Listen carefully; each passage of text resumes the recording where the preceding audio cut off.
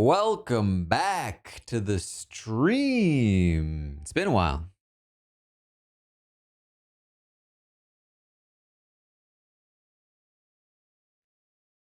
Thank you for the subscriptions, the resubscriptions. It has been a while. I am live on Twitch, YouTube, and Patreon. This is the Patreon version. I was in San Francisco last week. Luckily, everything's working this time around, as opposed to 2 weeks ago.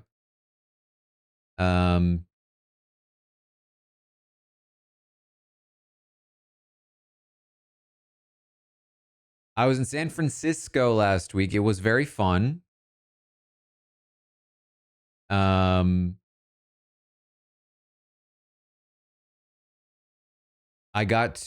had early copies of the book that we were selling that I was able to sign in person, which was very cool. It did mean so the patrons know this if they watched, but I was at the event and I did not see I saw almost none of last week's episode live. Figures the first better episode of the season I didn't actually get to watch. I only saw the results pretty much. Then I did a rewatch for the Patreon. And by rewatch I mean I watched it knowing the outcome but having seen basically none of the actual episode. Yeah, I've heard that a lot of people had theirs shipped. I was just up there lying on stage. I literally was telling people before I went up. I was like, first of all, asking them what happened. Well, okay, I'll briefly tell this story because the episode is going to start soon. I got there. I've never been on the podcast on stage for a Survivor podcast. They don't do that. They have plenty of Survivor players. I go up during commercial breaks, work the crowd a little bit. But they haven't called me up to be on the podcast before. And I kid you not, less than an hour, I would say about 20 minutes before the episode started, Sam tells me, hey, they tell you you're going to be on the podcast? And I did say yes because earlier that day, Shannon had told me because Shannon found out. But nobody officially told me until about 20 minutes before. Which, first of all, I'm chill about. I'm happy to go on stage. I love being on stage. I love doing those shows. If anything, this was amazing. I was like, oh, that's great. I love to be on the podcast. That sounds like a lot of fun. But what I didn't realize was that just due to how we were doing signings, I wasn't going to be able to actually watch the episode. So I wasn't even prepped to be on the podcast to begin with. But after the episode aired, I was pulling aside every person I could. So what happened? Why did this happen? And then I was like, all right, time to do what I did throughout the entirety of one of my college classes and pretend I read the book.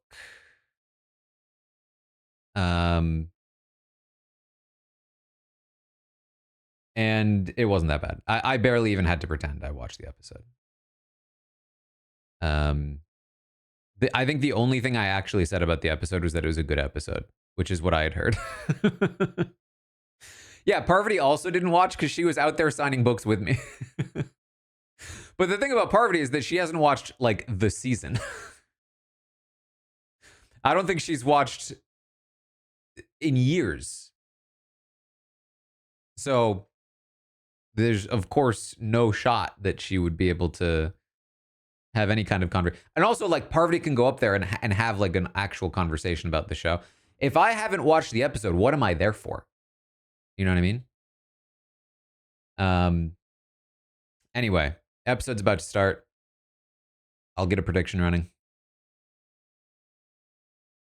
very shortly. And here we are.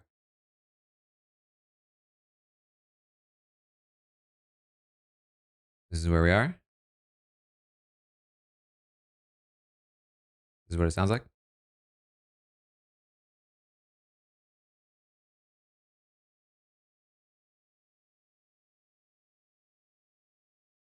Too many people in the panel. I don't disagree. But at the same time, it's like there are plenty of live shows. Or sorry, there are plenty of podcasts that have a more concentrated formula. And the live shows are so big now. There's so many people there. There is like, I think, a novelty of being able to check in with a bunch of different people. I don't know if it like fits super well for an episode recap, but I think it's cool to like hear from a bunch of people you just never would hear from otherwise.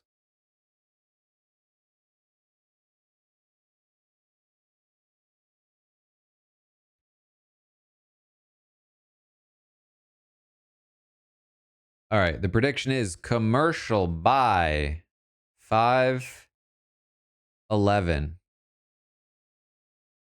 Going early.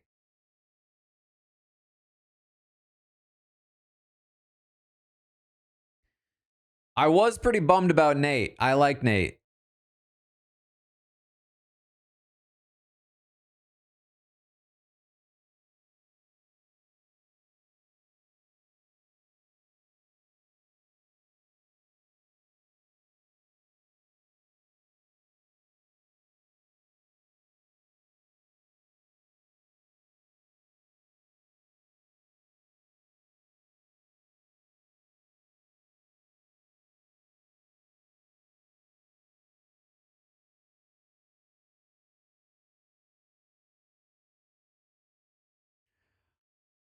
I also got to meet Juwan.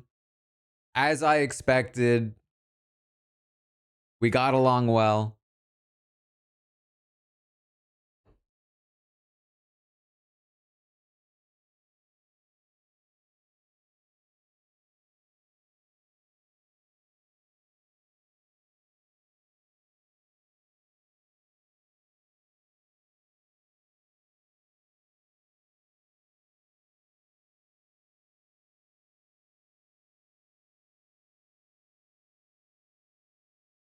I also met Steven. He was also very nice.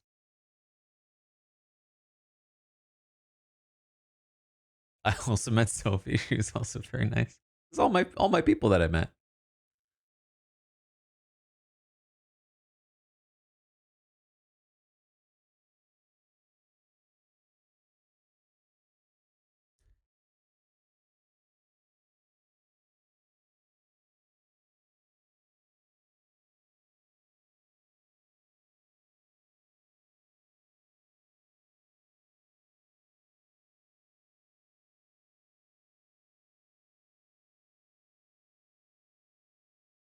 Anyone from last season there? Joe. He was on the panel with me.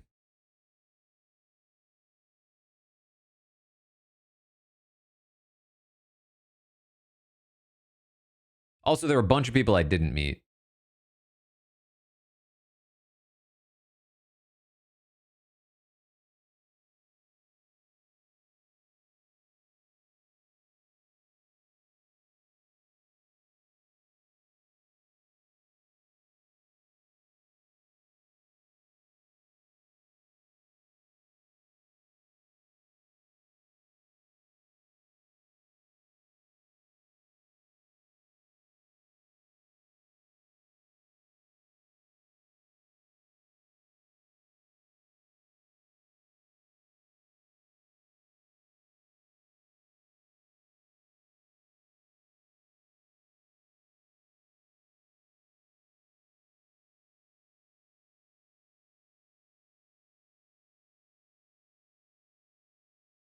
Rizzo's the other one I met.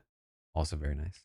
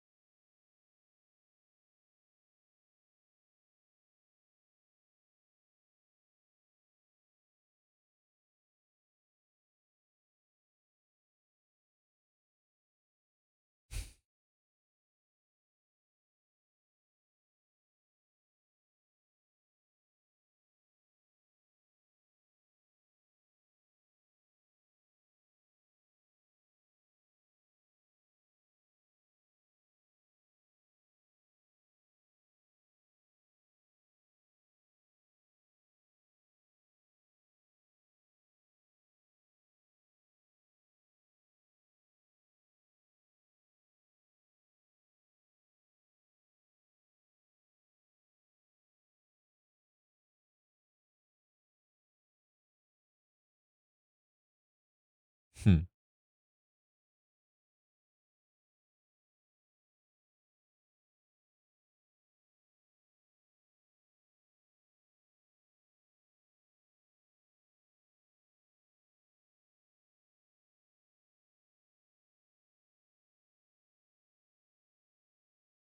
Not an apology montage.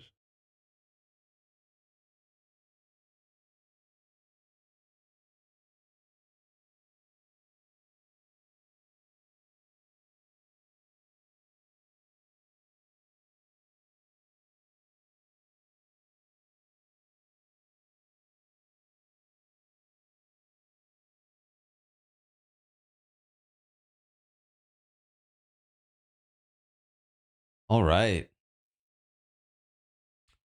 So I mentioned this a little bit on the Patreon version, but I feel heavily that like the Survivor 50 cast members,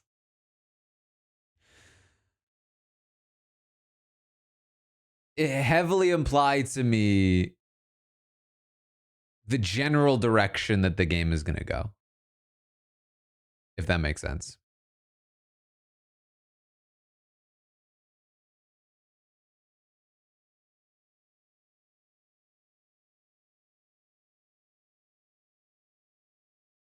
Like,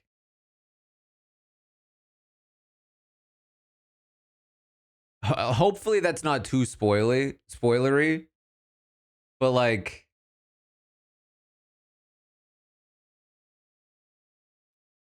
from my, and I'm not like super intentionally trying to hide it because obviously most of you know, but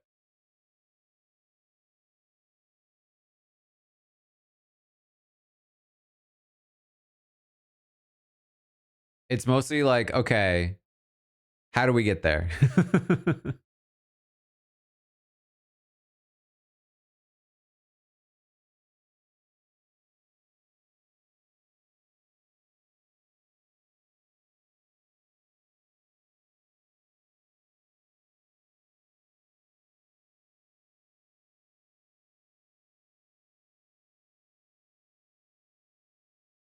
Thank you again for the subscriptions.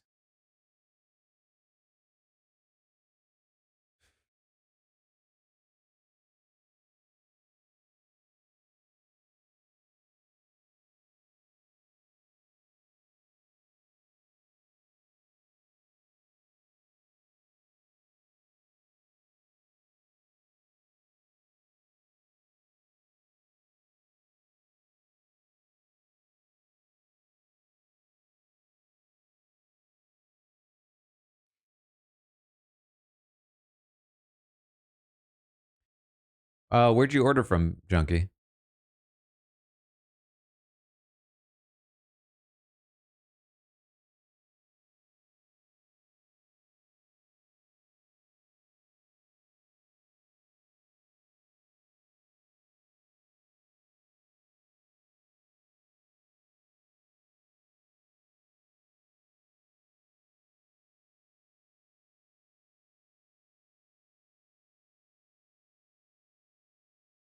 Hmm.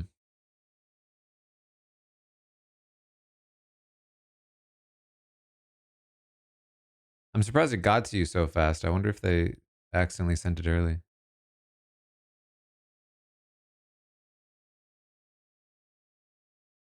I did sign extras at Book Passage for online orders.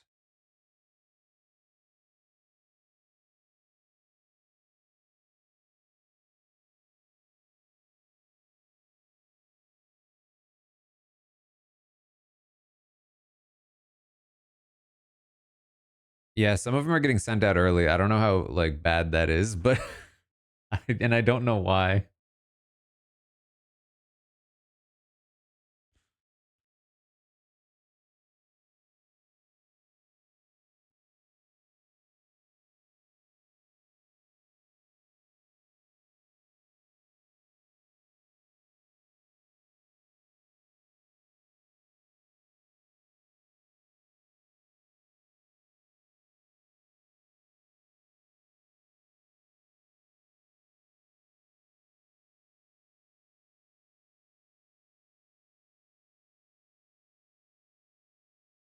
All right. That was a no.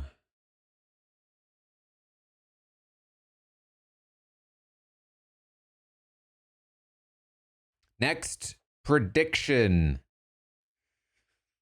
Hmm. Reward?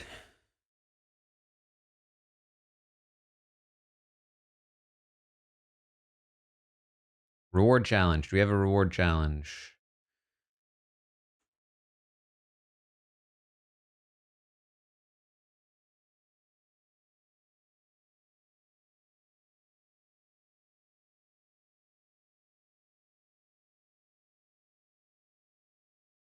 Um yeah, so I if yeah, if you've gotten a book, the only signed ones available right now are from Book Passage. Um I guess we've just seen it's possible that you got one from Book Passage and unfortunately didn't get it signed. But theoretically, the only ones coming now that could possibly be signed are from Book Passage. Um, I have these book plates that I've signed that I still need to send to um, the book plate bookstores, and then I still have not signed the catapult books yet, but that will happen um, basically tomorrow and however long it takes.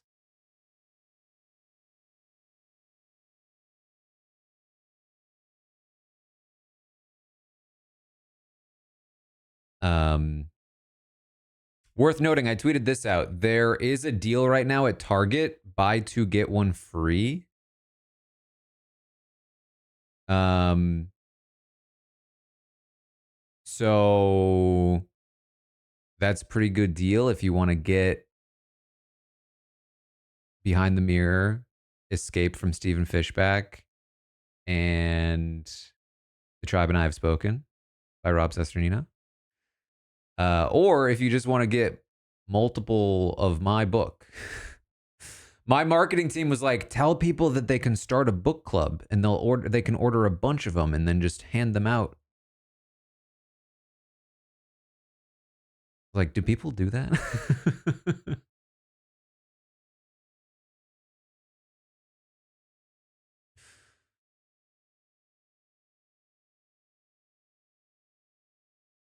I was also a little confused about it. They were like, you can say if somebody orders 10 or more, you'll join their book club.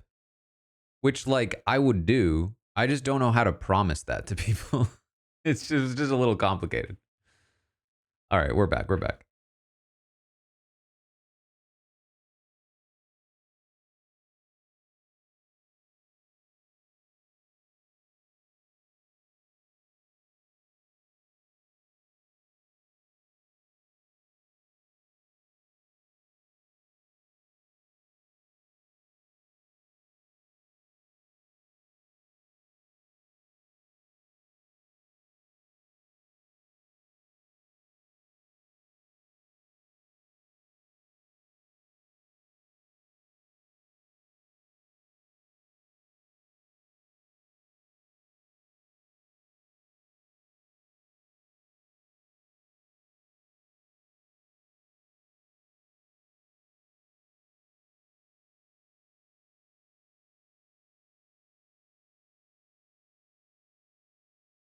Book club purchases are wild. Huh.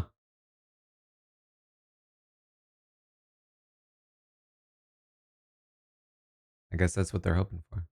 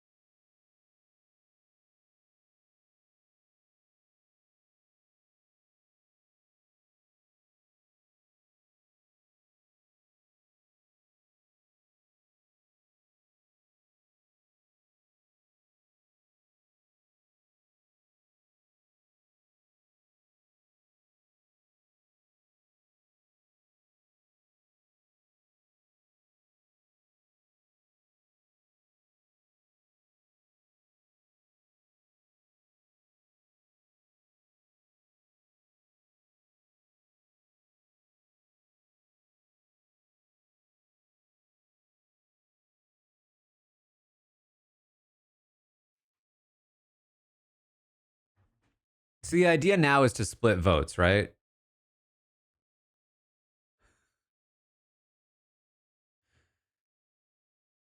Split on Savannah and Rizzo. And they have enough at this point, I think. 4-3 split.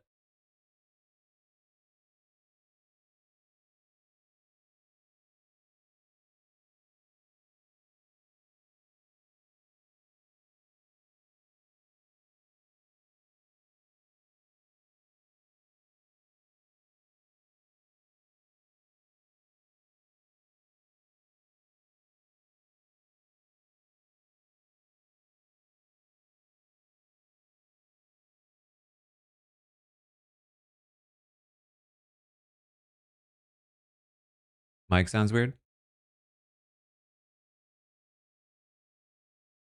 Oh, I think I know the issue. Is this better?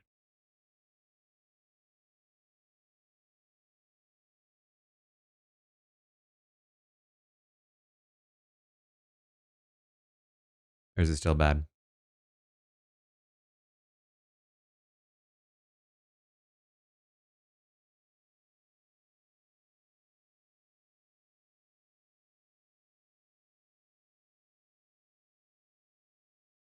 Am I not on Twitter? No.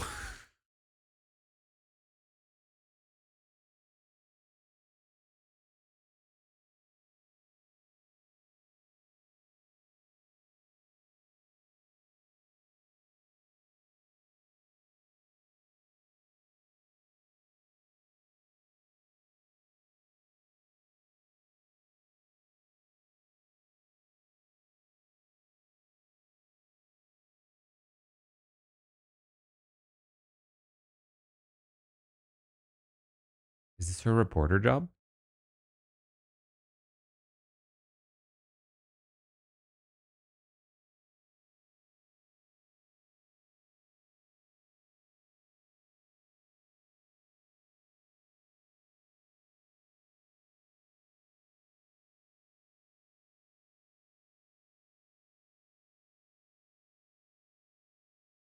I mean, to be fair, that's how I am to all my podcasters.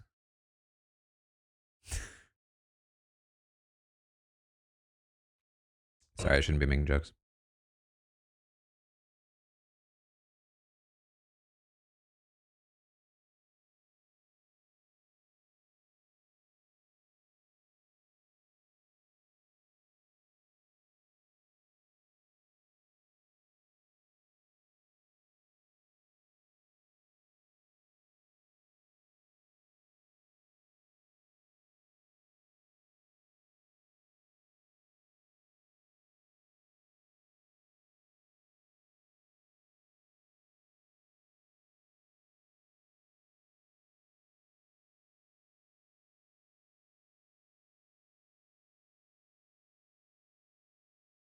There were columns on how sudden and non-amicable her let go.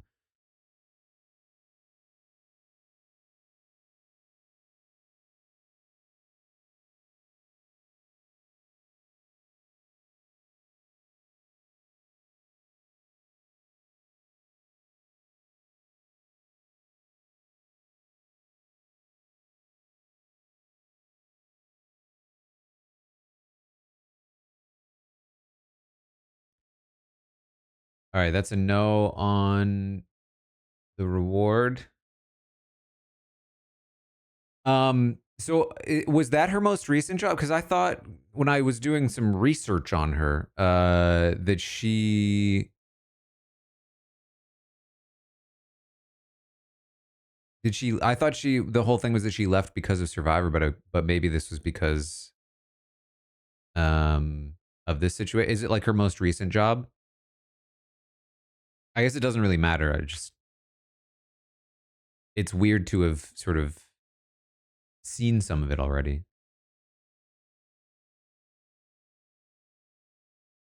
potentially. Um, it could have been before that.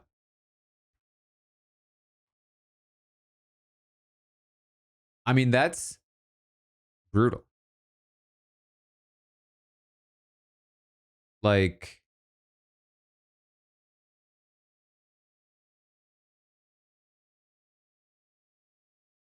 being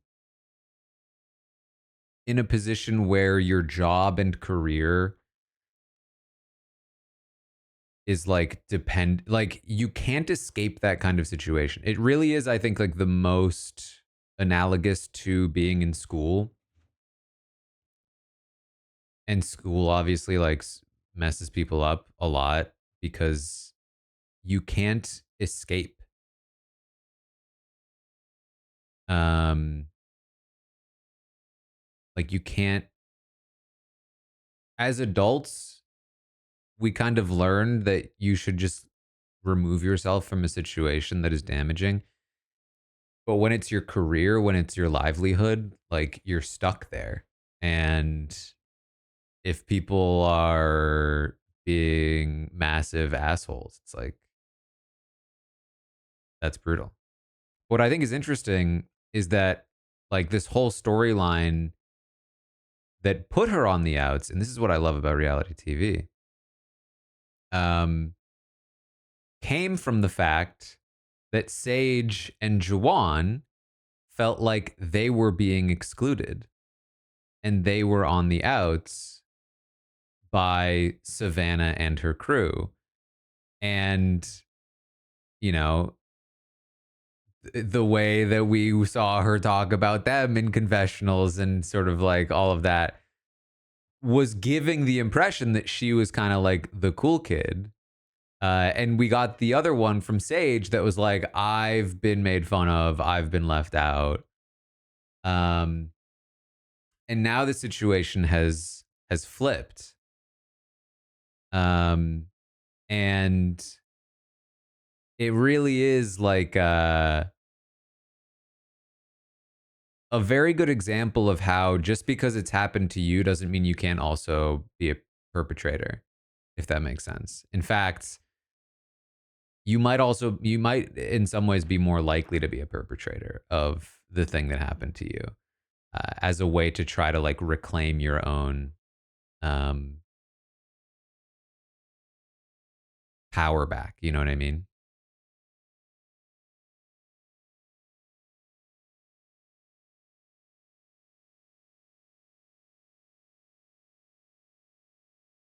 It's funny because Juwan was on the bottom and didn't know. Well, that's the thing. Like, did Juwan really not know? You know what I mean? Given how quick and hard he flipped, it makes me feel like he actually did know the whole time, and that they just didn't want to repeat the Sage storyline. All right, we're back,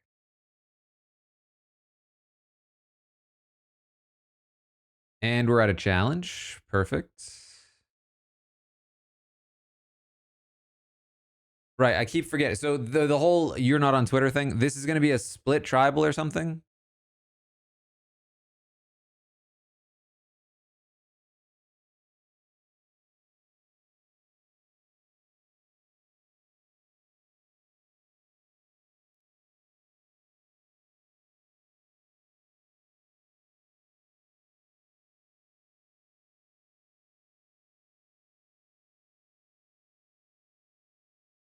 I'll wait to do the prediction until we find out what's happening.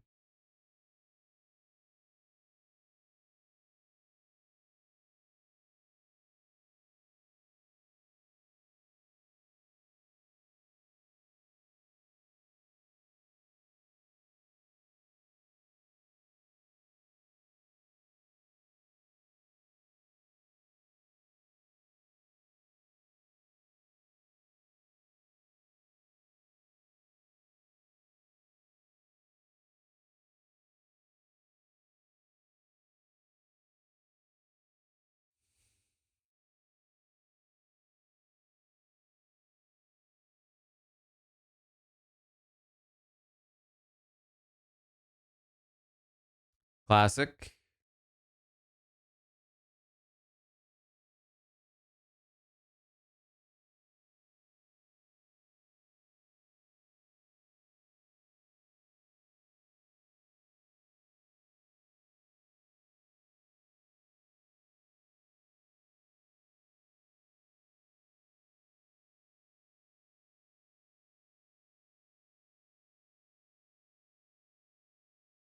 Half of them are immune. I don't like this.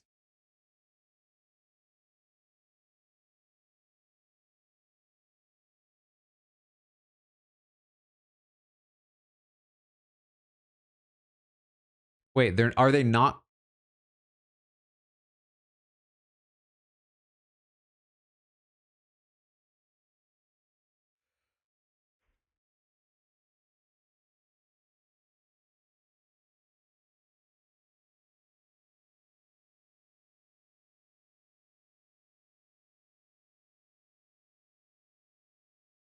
Are the other people going to tribal and voting, or are they like, are they just immune, or are they not even going? Are they not even voting? Like, is this basically mergatory?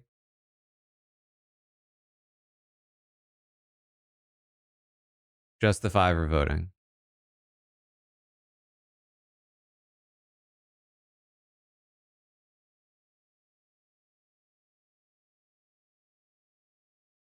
I just like, why are they so allergic to votes of more than like 5 people?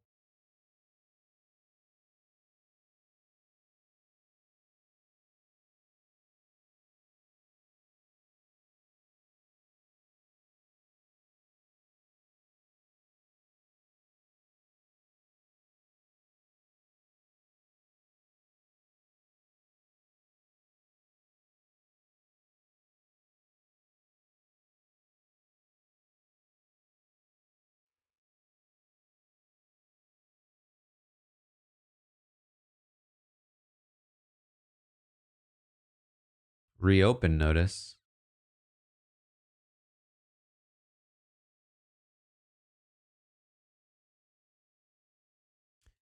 I don't really know how to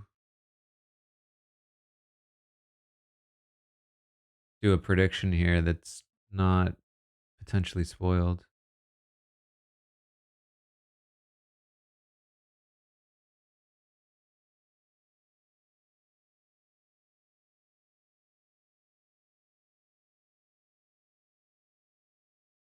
So Savannah and Rizzo have been split apart.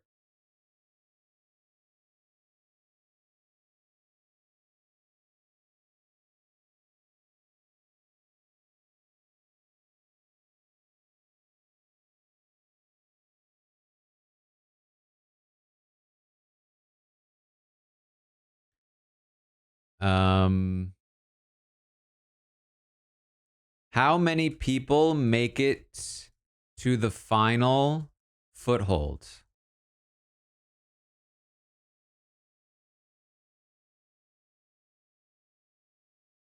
0, 1, 2, 3, 4, 5. Oops.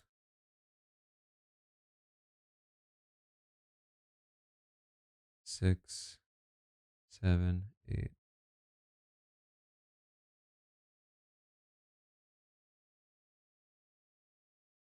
There's the prediction. How many people make it to the final foothold? Oh, geez. I might have made this prediction last too long. They're going so fast.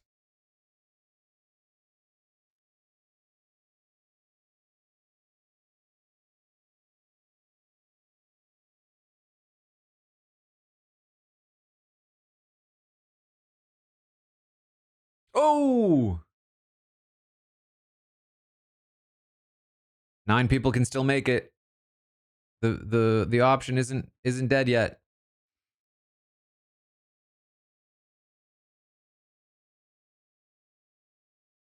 Oh! What a save!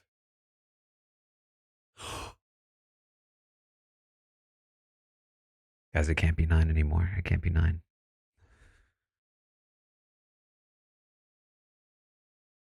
Can't change anymore, though.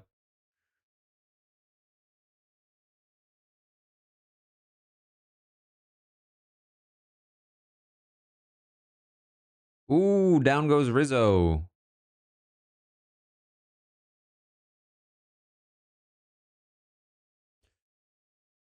And MC.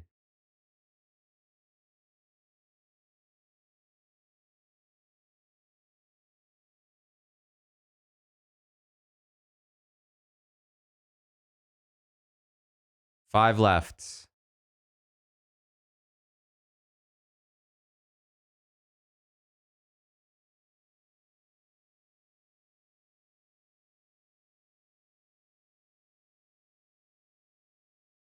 How is Jawan still in?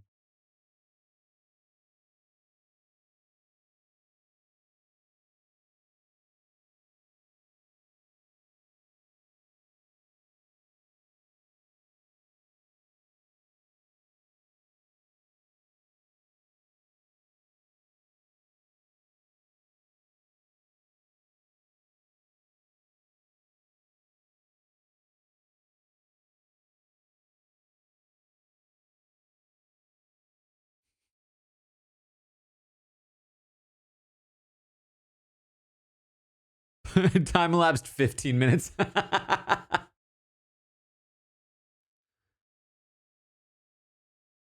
Oh!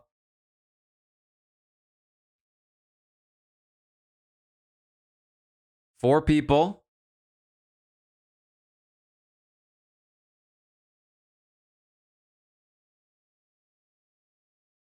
Will Soph make it?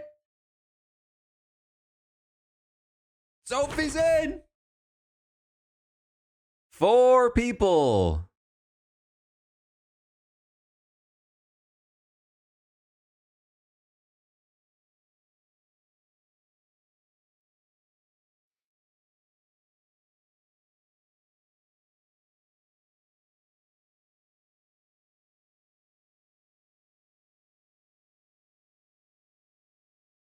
I mean, this is kind of a perfect challenge for Savannah. Oh, down goes Sage. That looked rough.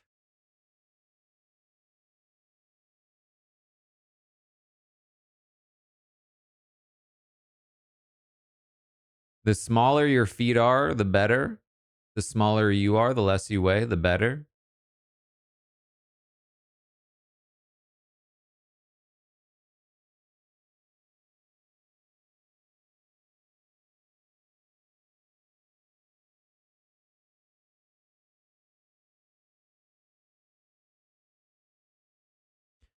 Why is Sophie B? Sophie with an E. Why is she such a beast and we still barely know who she is?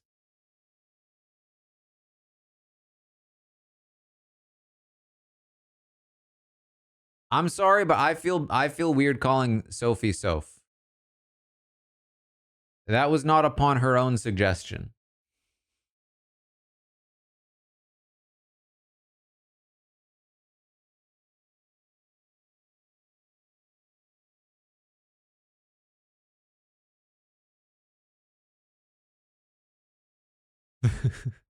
There is no more narrow foothold.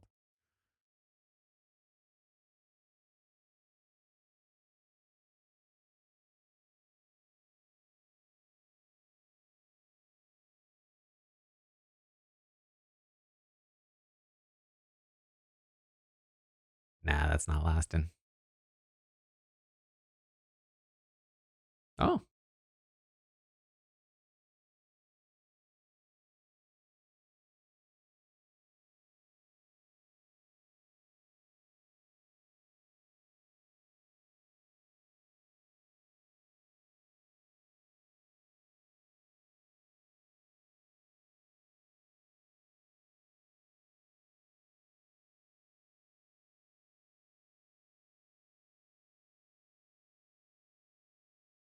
It's interesting that Savannah has enough space to kind of shift her weight to the side with her hips.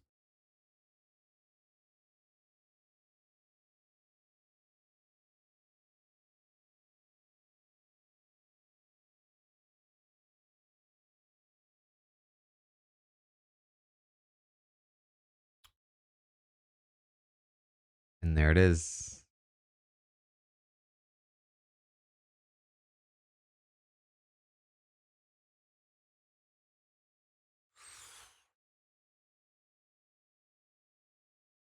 Clutch immunity win, obviously.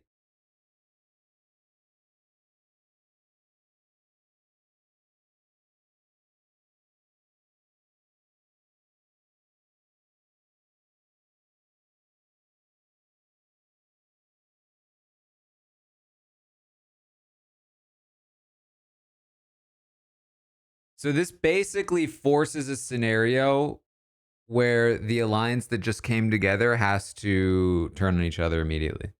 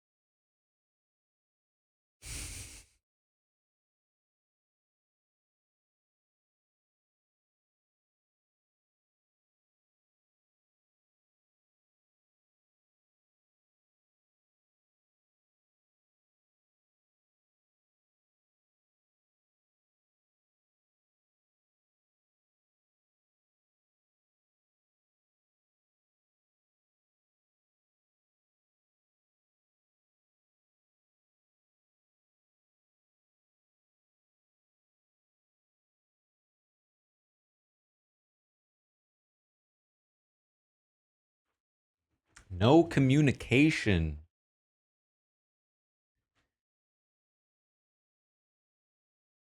Yeah, so if she didn't win that, she was done. She couldn't even have the protection of Rizzo's idol.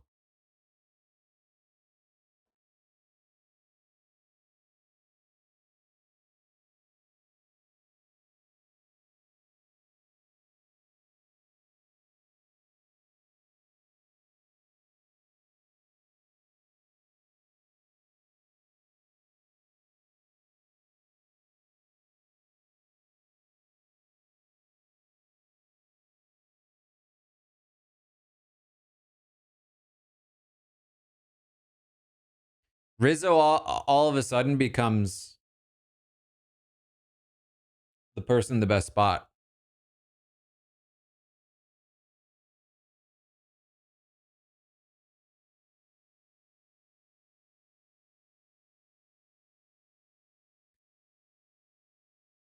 I will say.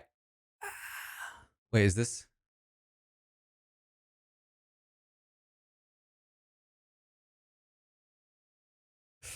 Um, I don't hate this as much as I initially thought. I mean, I do. I feel like you have to. This wouldn't be as much of an issue if they hadn't done so. If they hadn't just like stuck with this like 3-tribe format so much.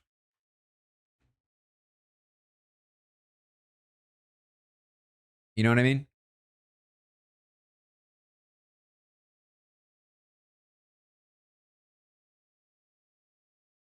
Like, I don't mind this twist generally, and I do certainly like it a lot more post merge than like an earn the merge kind of thing.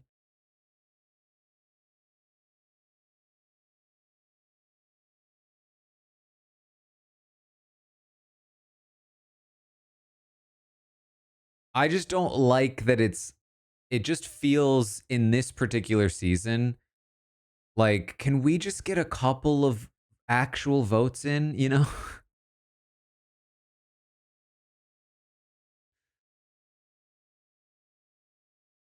Enough so that there actually is an established rhythm before you try to disrupt the rhythm, if that makes sense.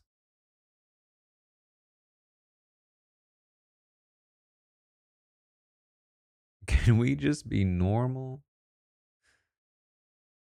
All right, prediction will be, which side do we start with? Losers or winners?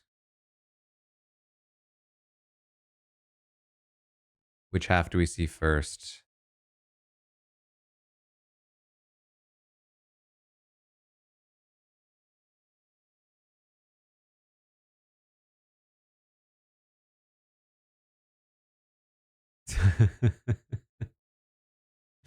I mean, they lost, no?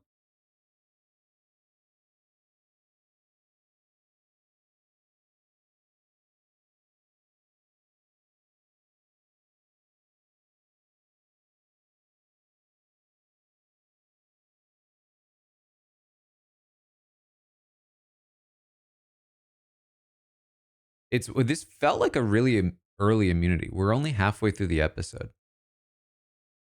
Surely we're gonna see the winners.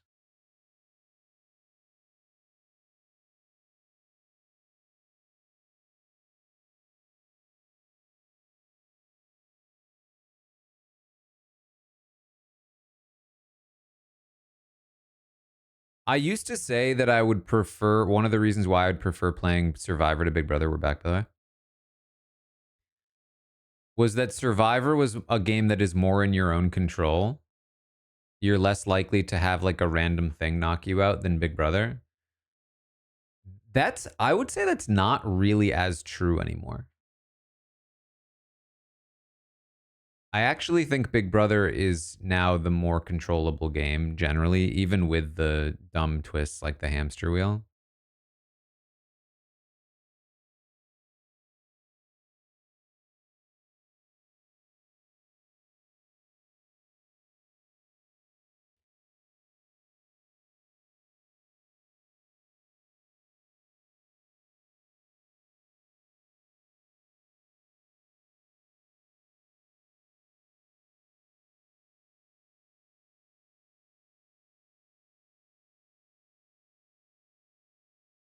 This is a terrible plan, Sophie.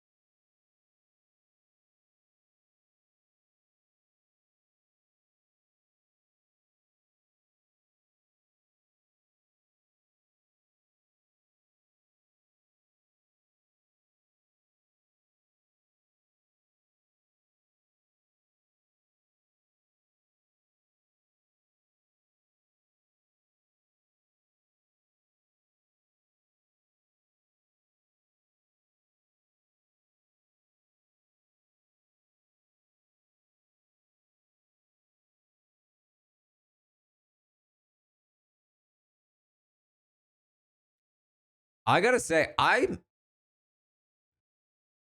Very impressed with Juwan in the way that he lies to people.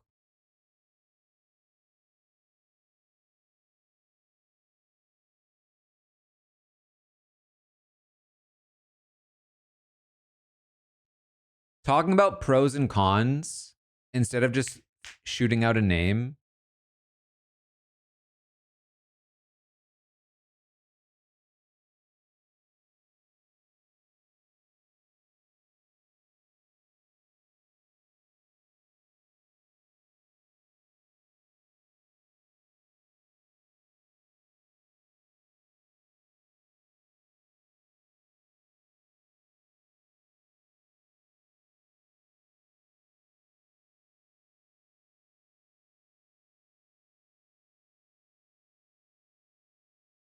This is still a bad plan, Sophie.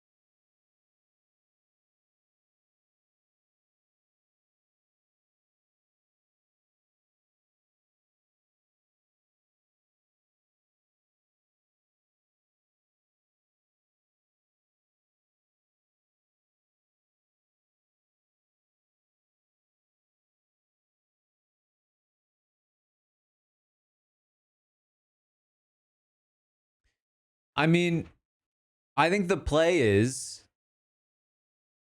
you vote with Rizzo, you tell him to play the idol, you let 3 votes go to Rizzo, you flush the idol, you and Rizzo vote Sophie, everyone wins.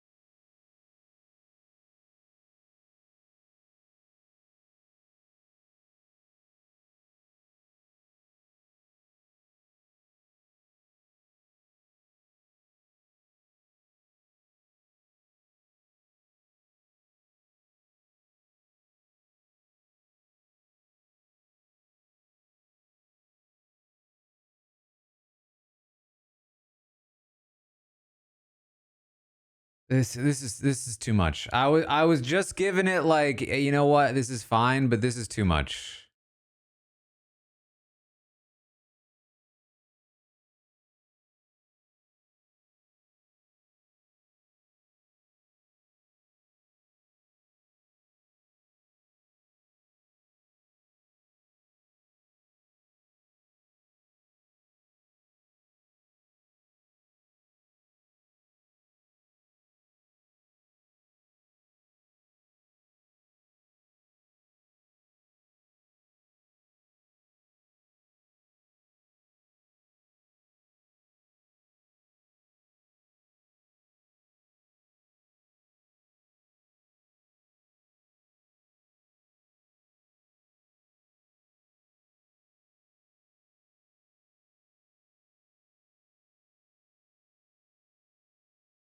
Giving Australian Survivor. All right. Next prediction.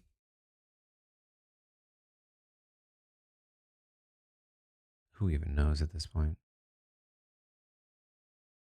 First confessional. Is it Savannah, Rizzo, Jawan, Sophie, MC, or Sage? Or other?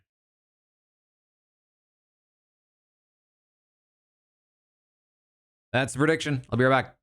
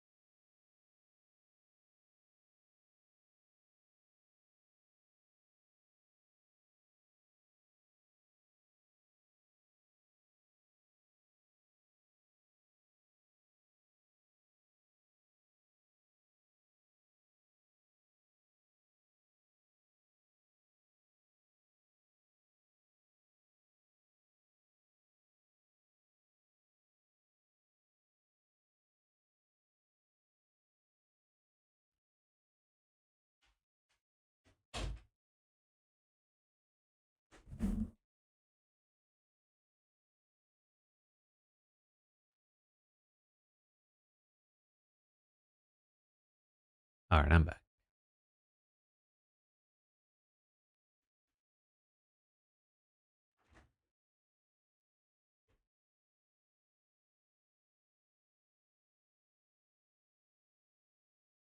Yeah, this is just a lot of complication to what was already a very complicated situation. Like,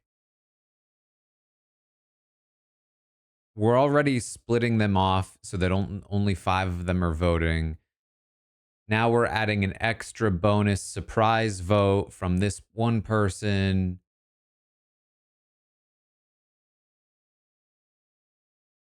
But they don't actually have to vote. They could keep it and then have an extra vote. And actually, one of them still has an idol. And so you like, it's just like, there's so much going on. You know what I mean?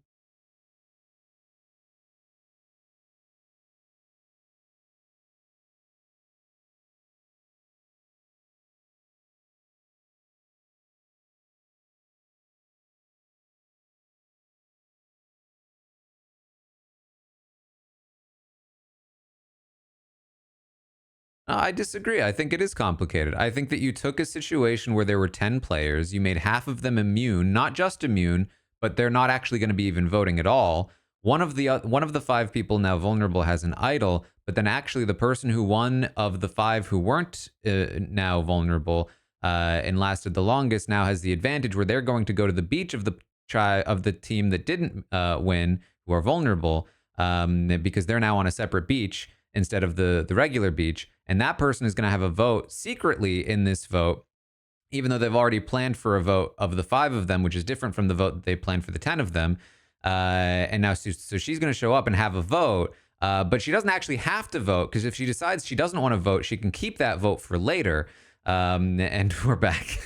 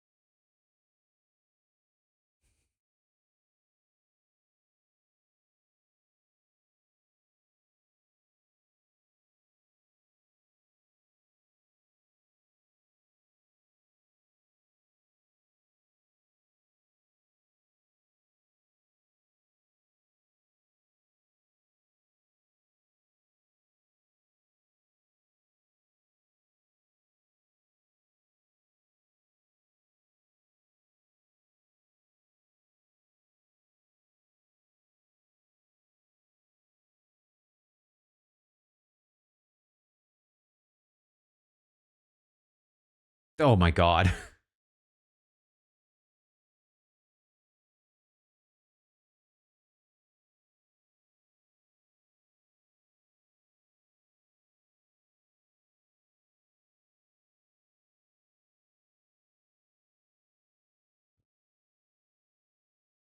Was it the most perfect plan, Sophie?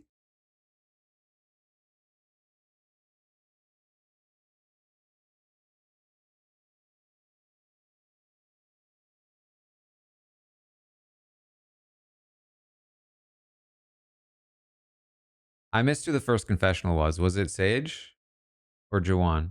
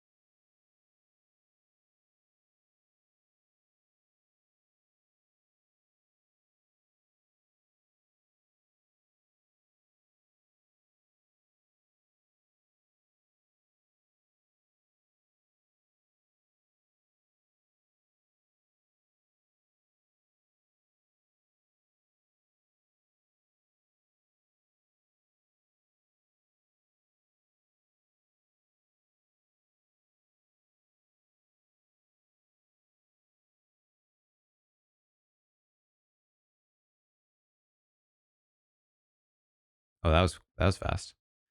All right, so confirmation it was Jawan first confessional.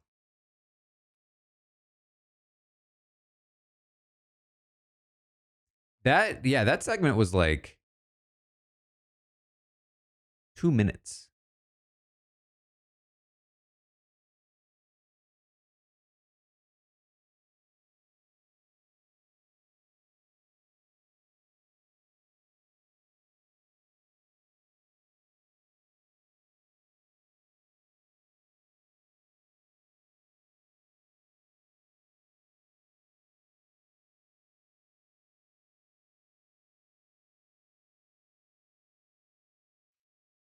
Just making sure I get confirmation that it was Jawan first confessional from anybody that knows.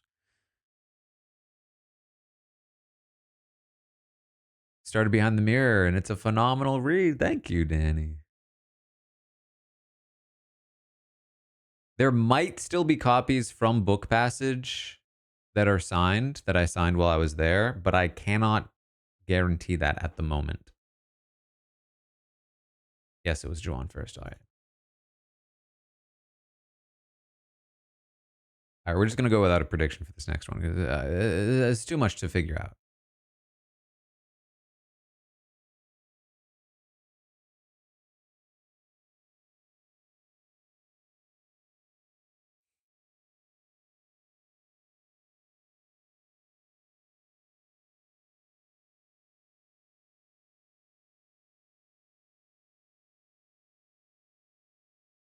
I just don't get why Sophie felt like that was a perfect plan. She put herself in a scenario where she asked Juwan and Sage to tell Rizzo to vote for her. And then, in order to counteract the situation she created, which maybe she didn't, maybe that was already going to happen, but from the perspective we're given that she created, she tells MC, I'm secretly going to place a vote on Juwan. Now, why would she do this? Why would she A, tell MC? Why would she B, put one vote on Juwan? Because as she mentioned, if it happens in the way that she's thinking it might happen, then it's one vote Juwan, one vote her. On the revote, is she expecting Rizzo to switch his vote?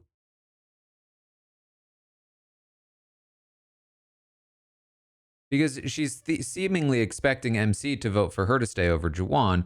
I would assume she knows that Sage is a vote for Juwan to stay over her. I would assume. Or maybe that's not the case. Maybe she feels like she has a great relationship with Sage that we don't know about. Even so, why tell MC not Sage? But then, yeah, you're still expecting Rizzo to flip his vote. Why would you expect that to happen?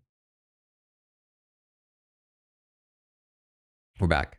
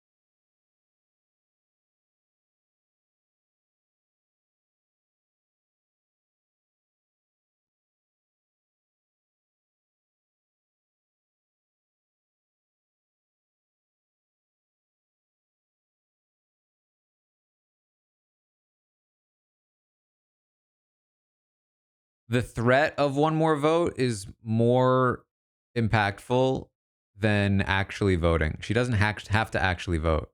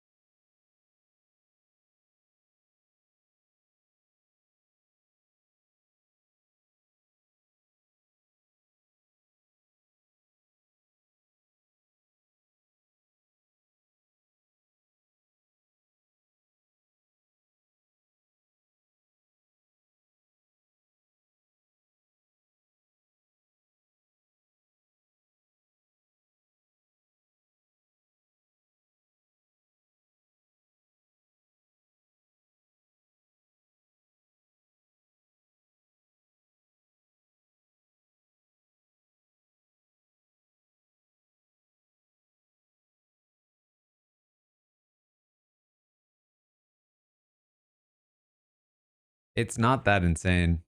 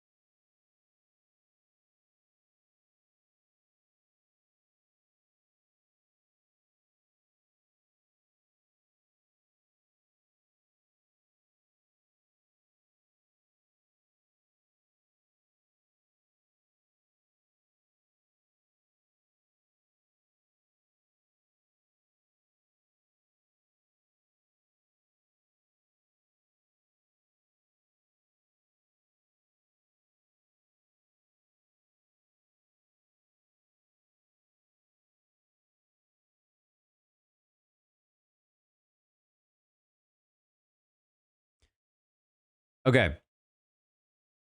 So there's a big reason why Savannah showing up makes a huge difference, right? Um in the world where it's 5 people voting, Rizzo has an idol, you can very easily do what Sophie wanted to do, throw out a vote to counter Rizzo's. If you are in the majority of the 4 people, or you have like a good, like solid way forward, um, it's a lot easier to try to flush Rizzo's idol.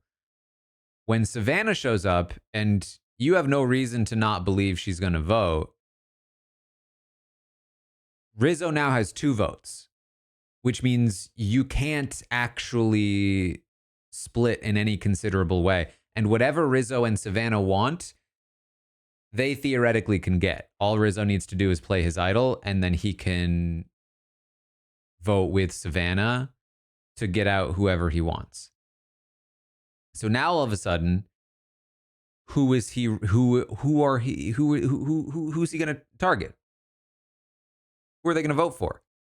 They're telling you it's MC. You don't want MC out. What do? If you vote for Rizzo, there's a good chance MC's out. Or you can vote for Sophie and just take Sophie out.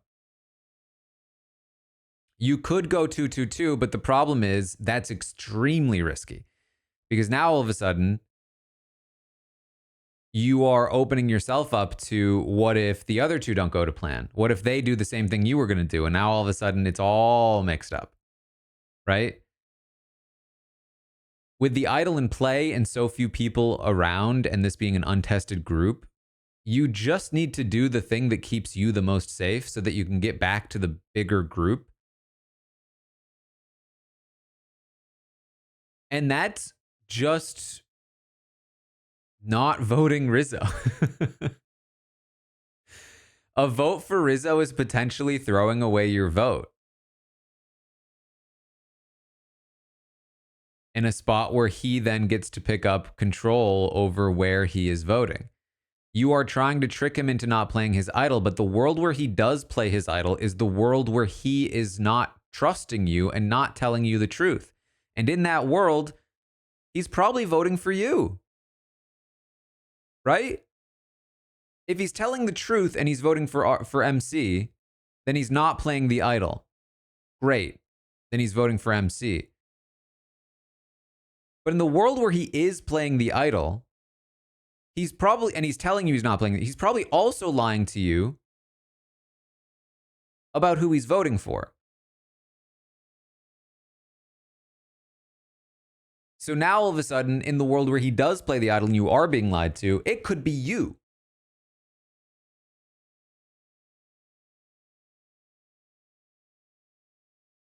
So you need to put votes somewhere that will counter at least 2 from Rizzo and Savannah.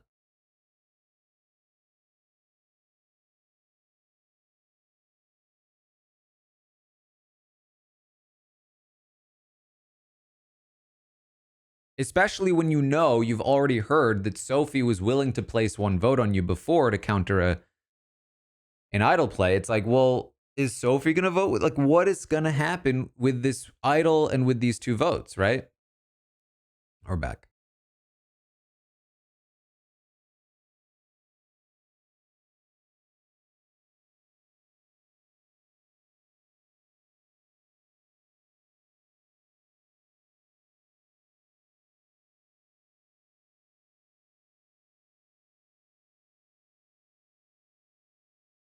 And Savannah absolutely shouldn't vote here. She doesn't need to.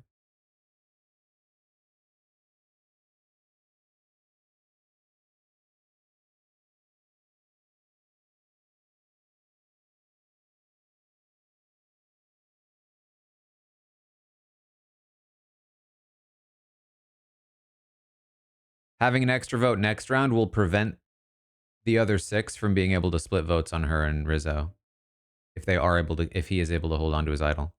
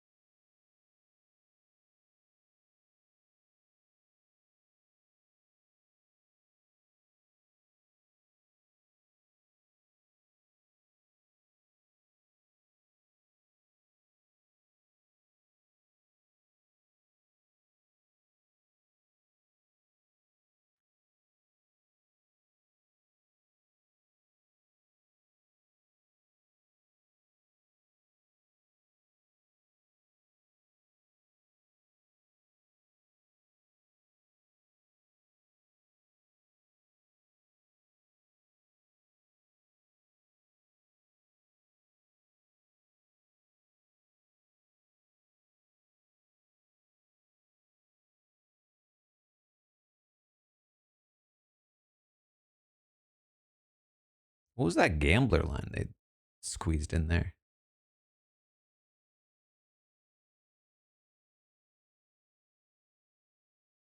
I feel like it's got to be Sophie. Like, what is she doing here? You know what I mean? This feels like it has to be the end of Sophie's journey.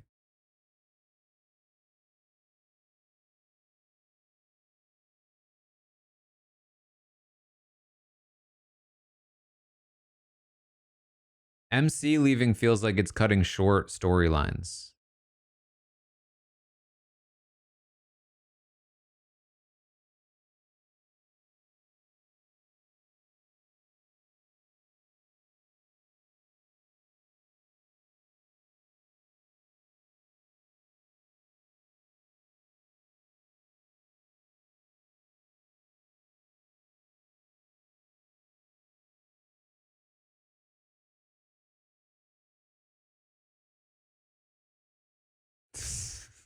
It's no job.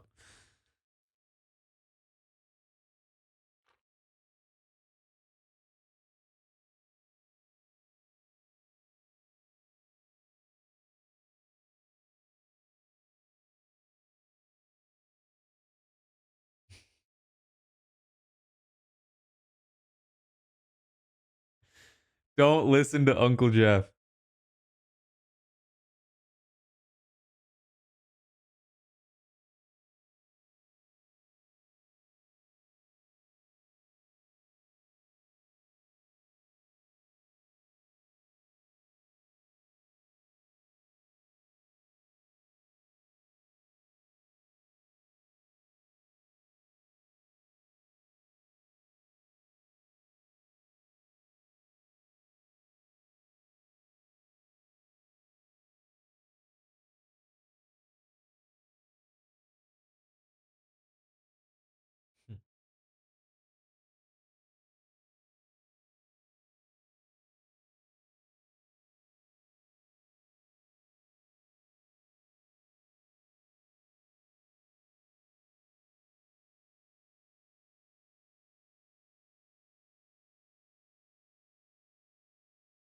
Vote my name down.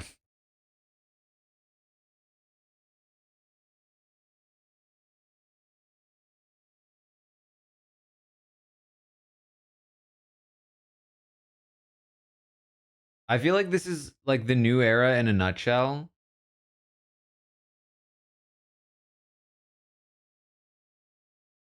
Like Sophie, after not being in the show at all,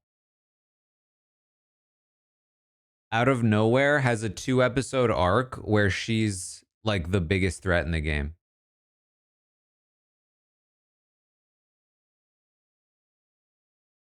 Does MC have something else? Oh no, she's live tribaling it.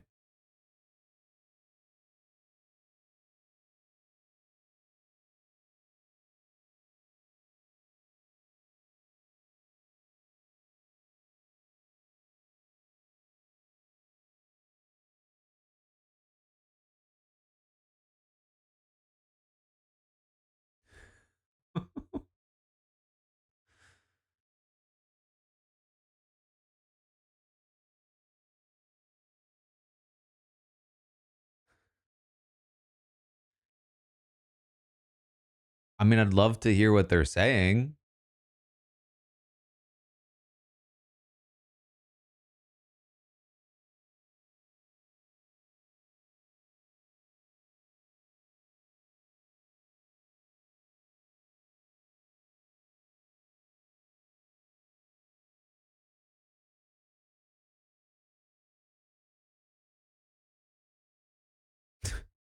The look from Rizzo.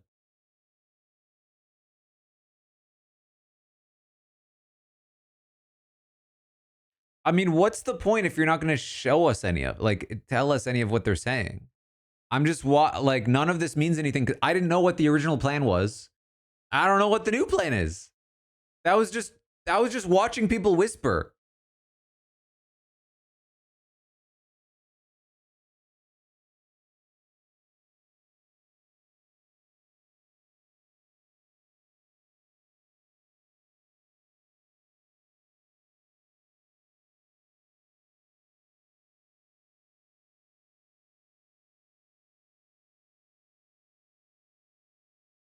Obvious play.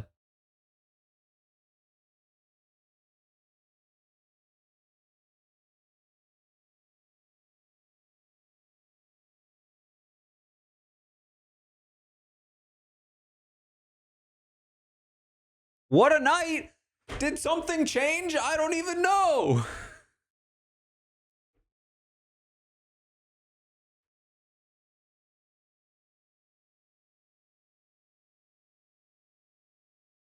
You tell me, Rizzo.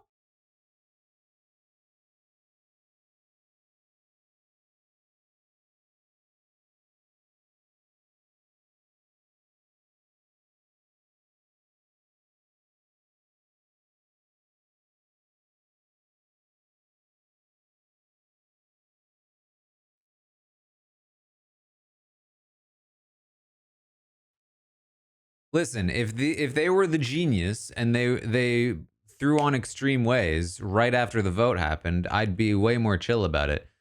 But at best, we're gonna get a little flashback next week.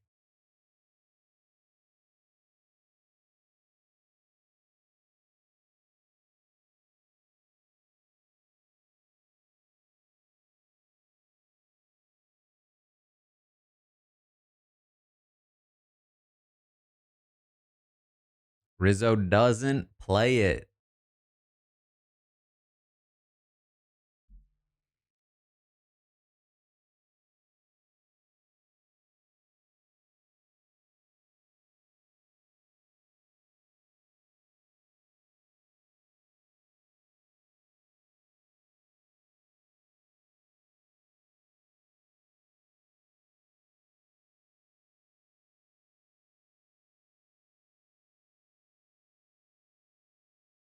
And it's just MC.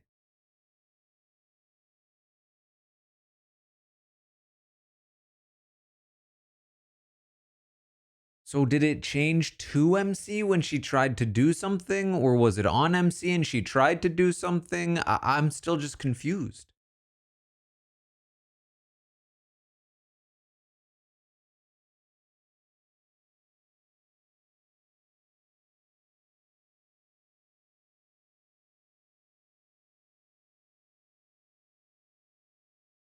And why is Sophie still here when she's not a character on the season? And I don't mean that as a slight against Sophie. I mean that as a slight against the editing. Why hasn't she been a character on the season?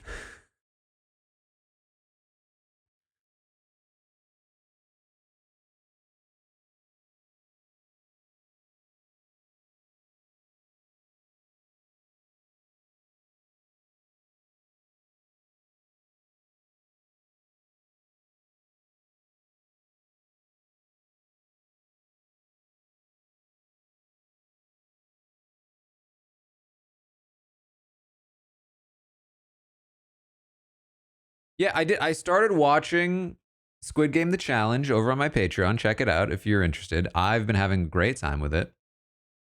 And I feel like there are players on Squid Game The Challenge through 4 episodes. There's over 400 people on that cast. There are players on Squid Game The Challenge I know better than Sophie. Have more of a rooting interest in, know more of their life story, their game story, who they have a connection to, what they might do in any given scenario strategically.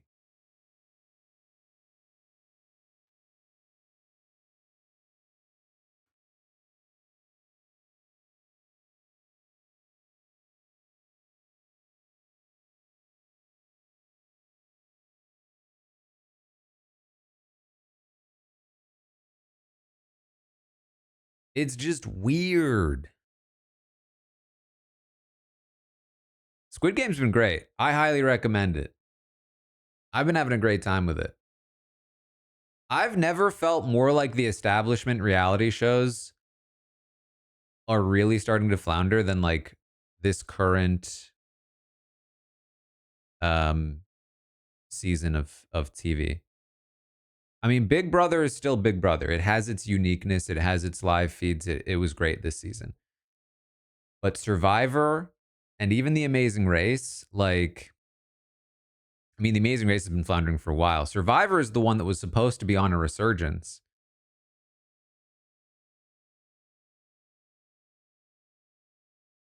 But like, I'm just heavily looking forward to shows like Squid Game. I was really enjoying Traders UK. Physical Asia, I think, is a good time. Australian Survivor was very fun. And it's like, I look forward to watching those episodes so much more.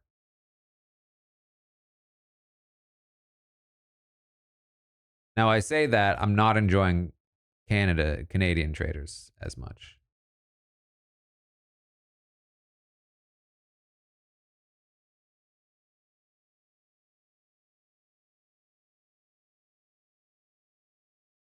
But like Squid Game right now is my probably my favorite reality show on right now.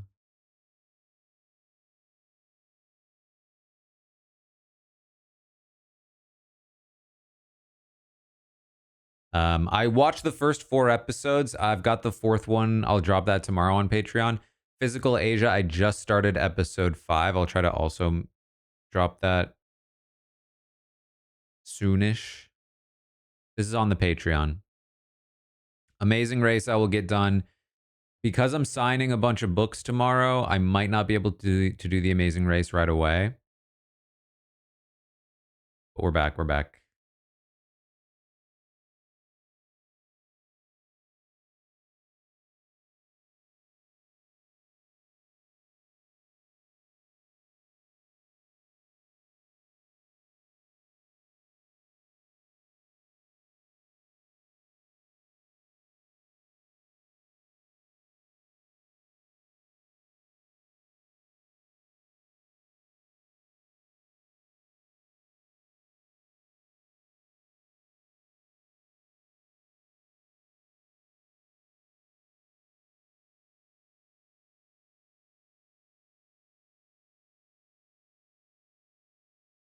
All right.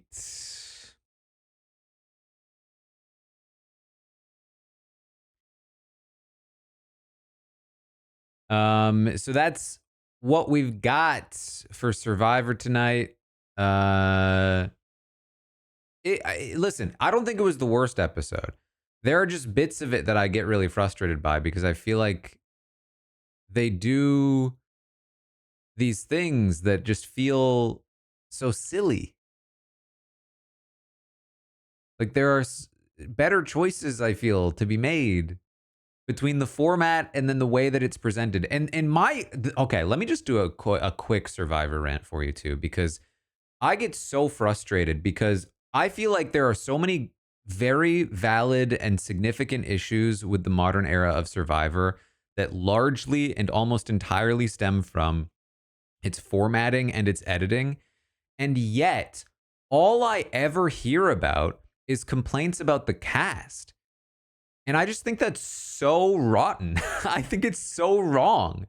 I don't think the cast has almost anything to do with this. And quite frankly, I think a lot of the complaints have an undercurrent. Because here's the thing: I think there's a lot of valid criticism, and I think you absolutely can have a criticism of the casting. I think you can, but I think the reason the casting criticism has a volume that is greater than the other criticisms is because the casting criticism comes with a side of like racism, right? Because people there's like the people who like have a genuine criticism with casting, which is like, oh, it's too many game bots, it's too many fans, whatever. That's a common opinion. But then those conversations get bolstered by the people who chime in like, yeah, after the whole diversity thing, it's not really diverse, it's just fake diverse, and all kinds of like nonsense like that. But because it agrees with the opinion that the other people have, it doesn't kind of get seen for what it is.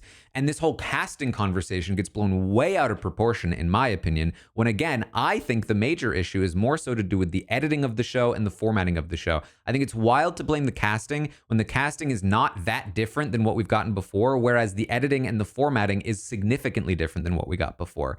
People are like, oh, there's not enough villains anymore. What was Savannah for the first 6 episodes of this show?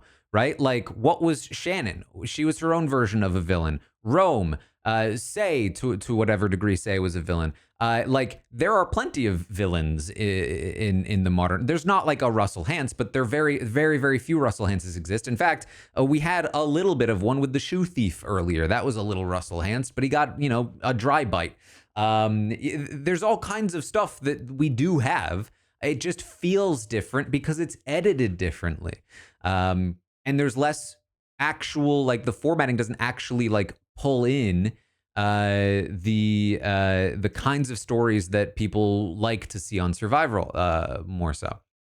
So I just that has been frustrating me. I get really frustrated when the focus is so heavily on the cast.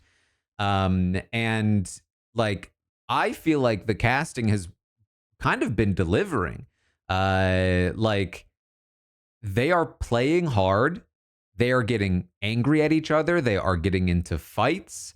They are being villainous. They are being cutthroat. They are being heroic. There are people like Joe who are like old school, let's bro down. There are people like Savannah who's like, feeling left out triggers this thing, but then also I made other people feel left out, and that's complicated and interesting. There are people like Sage who was left out of a thing and then flipped it around. There's a lot going on, and a lot of these people are very compelling, and I would die if I got to see them play Big Brother, because they'd be phenomenal casting on Big Brother that I would love to watch.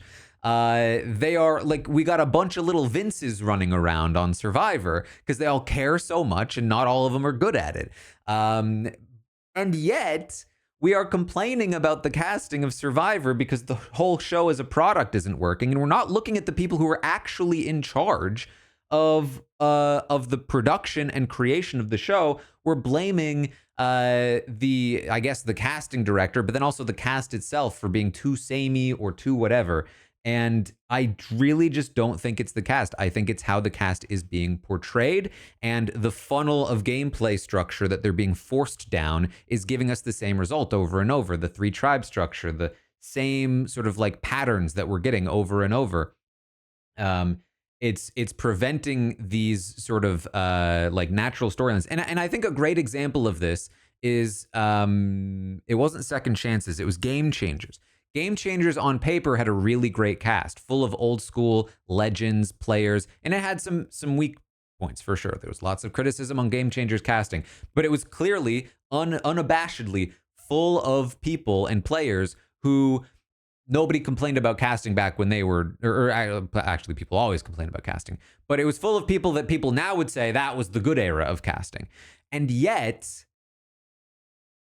it had the exact same issues that a modern era season has, in the sense that it was so fragmented and there was no real storytelling. It was like every week was a little mini reset, and we never dug into an actual story. And that's the issue that the modern era has. We're not getting enough like full depth explanation. We spent 6 episodes of this season beating the same story into the ground, and it did pay off.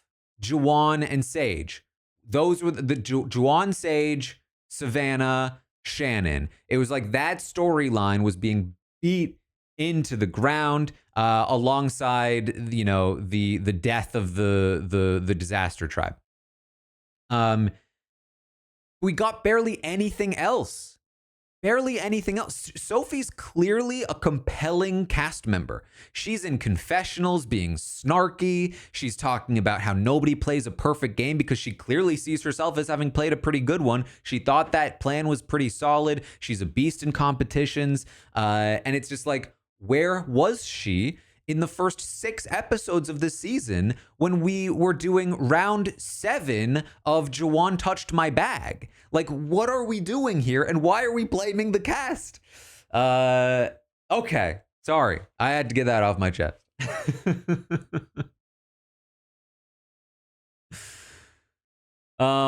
Anyway, that's how I'm feeling about Survivor this season.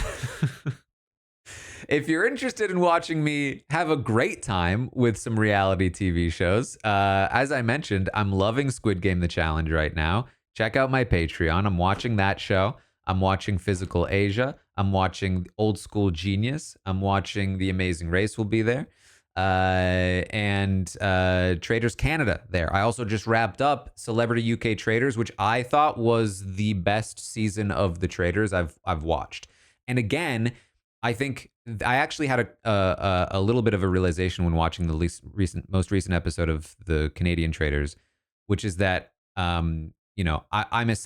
was essentially watching them side by side, Canadian Traders, UK Celebrity Traders, and it made it so clear to me that one of the reasons why I don't like the Traders all that much as a show isn't as much the format as much as it is the way that the show tends to be edited. Again, and I still don't love the format in terms of a game. I still think it's a silly thing, and it frustrates me that they're not allowed to talk about proper strategies, although that's starting to get a little better. But it's, again, there's such a clear difference and distinction between the way that the Canadian version of the show edits the show and the way that the UK version edits its version of the show. And it's a world of difference. The UK version is so much better with a relatively similar runtime because they actually invest in their characters and they actually show them as full rounded human beings. Whereas the Canadian version, and I think often the US version follows suit with this as well, focuses more on like, okay, this trader is the bad trader. This trader is the good trader. Root for this trader and not for this trader. Or like, this is the really dumb faithful and this is the smart faithful. And it's just like, why does it have to be that way? There were dumb faithfuls on the UK traders, but there were dumb faithfuls that did really well and then also did really poorly, who made really smart decisions and then also made really dumb decisions. There are traders that are very good in the way that Daniel Reyes was clearly so incredibly good while also making huge mistakes. You can portray people as multifaceted and they don't have to be so one note that it makes the entire season so predictable, because from episode 1, Danielle Reyes is portrayed to be unlikable. And so throughout the entire season, we know that she's not going to win. And that's just not as fun to me.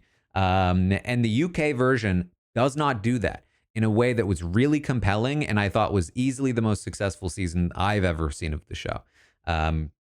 So sorry, that's now a trader's rant all of a sudden. But get all of this stuff on the Patreon. Check out all the stuff I'm doing. Physical Asia is the other one I watched. Very fun physical competition show with a bunch of different countries around Asia. Anyway, that's what I've got. Thank you for joining me here on Survivor. I hope all of you have checked out the book. As I mentioned, Target is the new place with a deal right now that the marketing team is hoping people will get a few copies from. So check out the Target link if you're able. As I also mentioned, Book Passage theoretically has signed copies left, but I actually don't know for sure how many they have left. So careful if you were like fully expecting one to be signed. But anyway, that's what I've got. Thank you so much for hanging out. And I will see all of you later.